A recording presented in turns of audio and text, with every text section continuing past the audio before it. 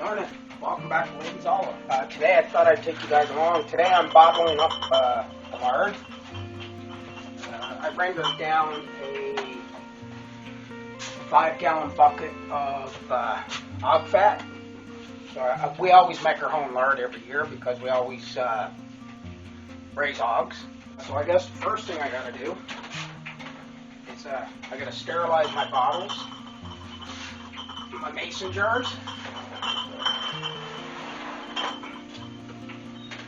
I'll put them in the oven. I usually put them on about 300 degrees or so, just to make sure it sterilizes them really well. A lot of water.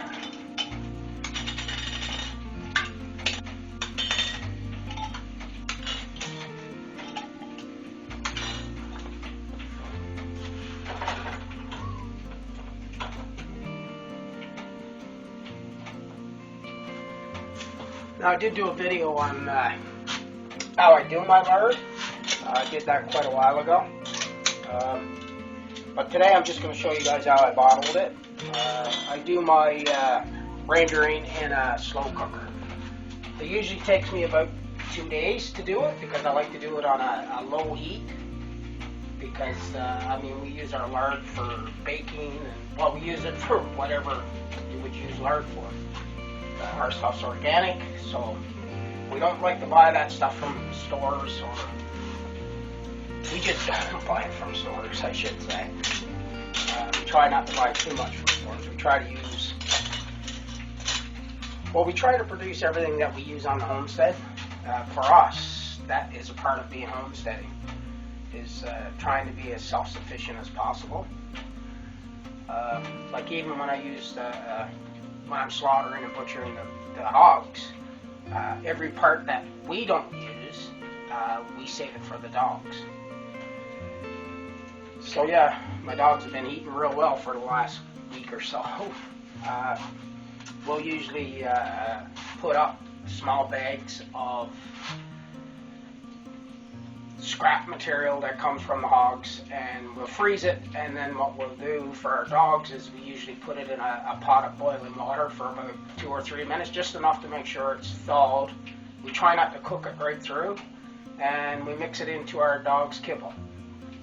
That way it saves us money on buying dog food, and it's way more nutrition for the dogs. So now I just got to wait for my bottles to sterilize. I'll leave them in the oven for about 20 minutes or so, because I need the bottles to get really hot. It kills all the bacteria. I'll let my lids boil for a little bit.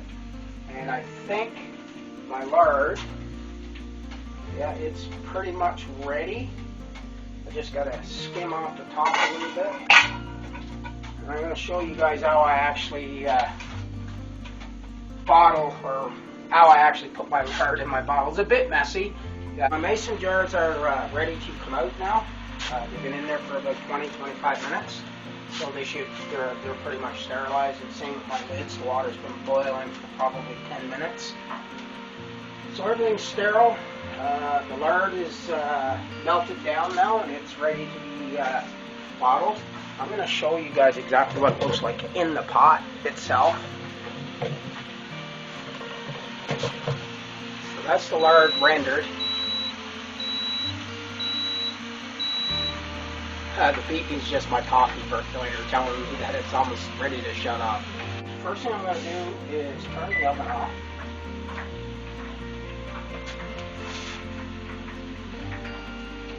And what I'm going to do is only take one bottle out at a time. I don't want my bottles to cool down until after I get the lard in the bottles. Is a flour sifter, a very fine flour sifter, and I'll be using it to strain my lard again. Now the lard itself, this stuff has already been strained 3 times, but I'm going to do it one more time as I'm bottling. I got to turn so I don't have the handle in the way. Now I'm keeping it on the stove to keep the lard hot. I don't want it cooling down.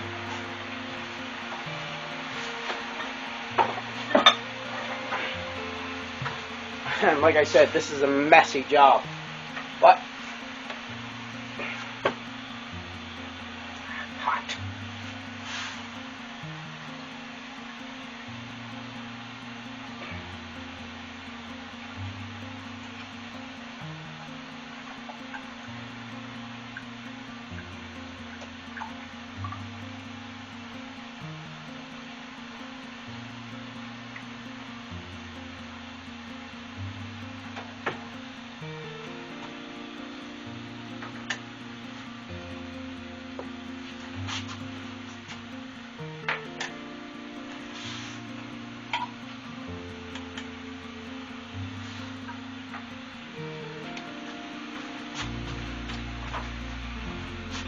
Now they also call this open mouth canning.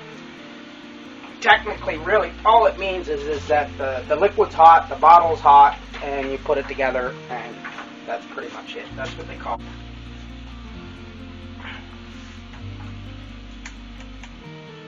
And one thing about lard is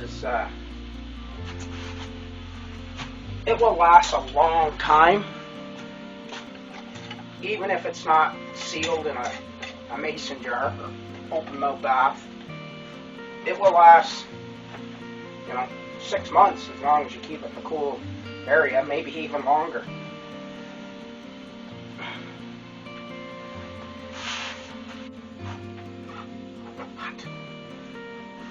I put the lids on, or the rings on a little bit tight for now, and once they're all sealed and cooled down, I'll take all the rings off.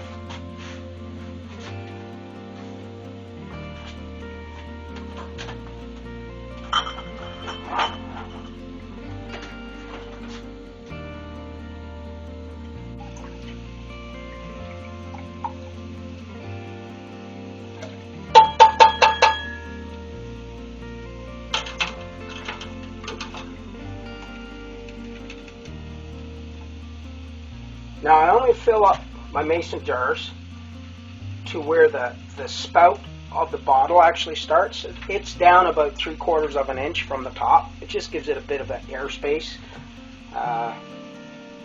Because once you put the lid and the ring on fairly tight, you create a sealed bottle, and when the air cools down that's inside in that space, it creates a vacuum because cold air is much more dense than hot air. So cold air shrinks, and what it does is it actually creates a vacuum which causes the bottle lid to seal. Yeah, that's lard. I mean, we use it for just about everything. I also use it to make my goat's milk soap. So yeah, we use quite a bit of it in the run of a year. So yeah, that's why in the last few years, or the last 10 years or so, I always make my own lard. Because I know what's in it. There's nothing in it except fat, and I know what the animal ate, how it was raised, how it was slaughtered, how it was butchered, how the fat was rendered, because I do it all myself. So I know exactly what I'm putting in my body. I always try to stay as healthy as I can. I think it's kind of important. I'm getting older, so no more slacking off. Time to stay in shape, because I want to be homesteading at least in my 70s and 80s. So yeah, that's why I watch what I eat, I exercise. But when you own a homestead and you do a lot of stuff by hand, you don't really need to do a hell of a lot of exercise. I do lots of physical work every single day.